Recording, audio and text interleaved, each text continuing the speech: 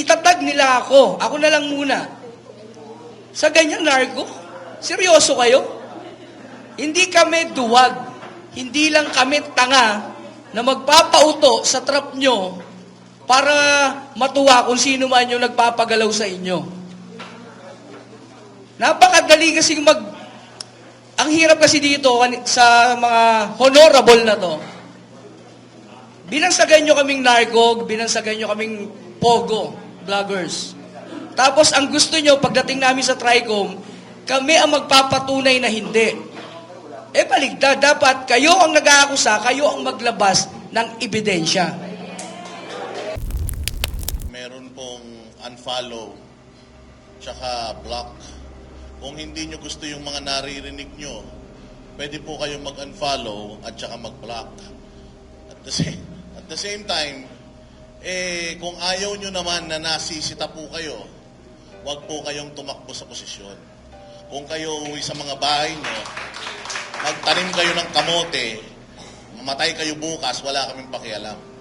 Pero kung kayo po ay nanligaw sa taong bayan, kayo po ay humingi ng boto, pinagkatiwalaan, at may mga budget na galing sa buwis ng taong bayan, hindi po kayo dapat mga balat sibuyas. Lalong-lalo na kung sinisita po kayo dahil sa mga nakikita nilang pagkakamali ninyo sa mga ginagawa ninyo sa pagtatrabaho. Yang Quadcom na yan, kung ayaw po ninyo na masitayan, ipribado po ninyo, wag nyong i-public para hindi namin nakikita at nalalaman kung anong mga nangyayari dyan. Nakikita natin sa ilang hearing ba naman, pati ba naman itsura ni Colonel Grijaldo, ginamit nyo pang parang mas mukha siyang kriminal kaysa sa inyo. Hindi naman po yata tama yan. Just kanina, nakita po natin, narinig natin, na ngayon ko lang nalaman ang namo ay hindi po pala mura. Oo, kasi natawag si si Joey ng namo ng Pastor Pamandin o Bishop Pamandin. Pero hindi daw siya mura. Hindi daw mura, namin naman daw ibig sabihin namo. Kaya namo ka, since di naman mura yan, namo ka. Anyways, hindi naman mura yun Hindi naman mura yun. Sabi niya, hindi mura yun. So, wag siya dapat magagalit doon. Namo ka, no? So, yan. Nangyari na po kasi itong problema sa atin, ano? Hanggat hindi nangyayari sa atin, hindi tayo umiimik. Nagsimula po silang nag-attempt na sirain or yung ating karapatang pantao or karapatan sa malayang pagpapahayag ay kinitil simula nung nagtanong si Ka Eric sa Kongreso kung saan dinala or bakit napakalaki ng ng kanilang kung magkano ba yung inyong travel allowances and all. Dahil po doon nakulong si Doc Lorraine Badoy at saka si Ka Eric Celis at yung franchise po ng SMNI na-revoke. Matinding chilling effect na ang naidulot noon. Bakit? Napansin nyo ba lahat ng mga mainstream media ngayon na nagbabalita ng pangit tungkol sa gobyerno natin? Wala. Yun yung chilling effect noon. Hindi nila tayo kayang patahimikin kasi wala tayong prangkisa na kaya nilang gamitin na na remote control para pahinain yung mga boses natin. Kaya ganito nila tayo dadalhin. So nag-attempt sila at nagtagumpay sila na hanggang ngayon yung SMNI ay hindi pa rin nakakapag-broadcast sa Free TV.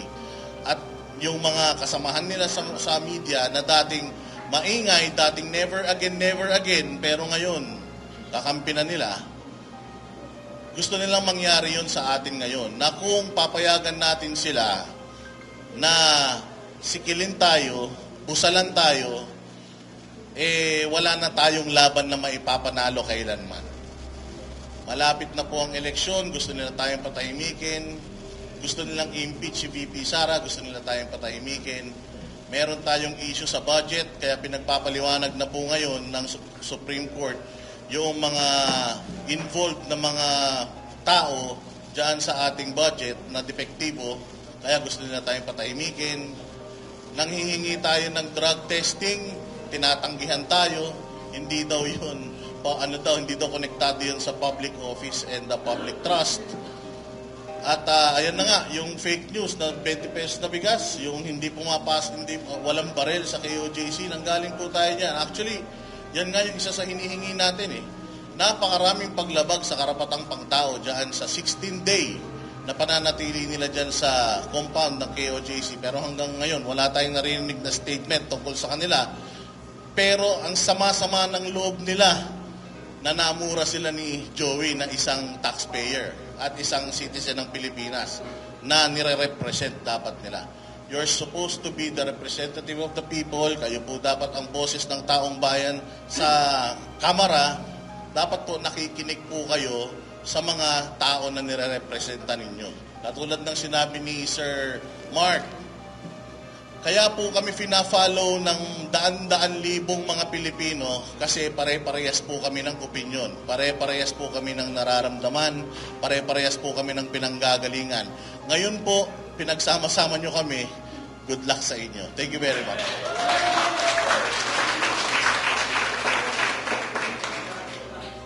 So, magandang hapon po, Old School Pinoy, Aaron Peña. So, ito, maiksi na lang kasi lahat na sabi na nila. Ito kasing TRICOM, kanina, halata naman na talagang isa lang yung gusto nilang mangyari sa aming lahat. Ikulong kami, patahimikin kami hanggang matapos siguro itong eleksyon. Wala silang ibang purpose dito, kundi sirain kami, babuyin kami. Pansinin nyo meron tayong food crisis in rice. Ang sagot nila, vloggers hearing for fake news, pogo, at saka itong narco. Dahil dyan sa mga issue na yan, hinanapan pa ako ng asawa ko kung nasan daw yung binabayad sa akin ng narco at ng pogo. Grabe! Halos wala nga kaming makain. Wala ngang pang-hotel sa Davao to, binigyan pa ng Banateros. Kami pa nagpa-hotel dito sa Davao. Hindi, totoo yun Biruin nyo, yung Davao, nung nagpunta ako, inutang ko pa yan. Tapos nung wala kaming pang-hotel, binigyan lang kami ng Banateros. Biruin nyo, tapos itatag nila ako. Ako na lang muna. Sa ganyan narco? Seryoso kayo? Hindi kami duwag.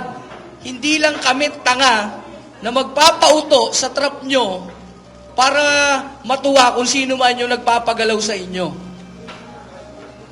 Napakadali kasi ang hirap kasi dito sa mga honorable na to.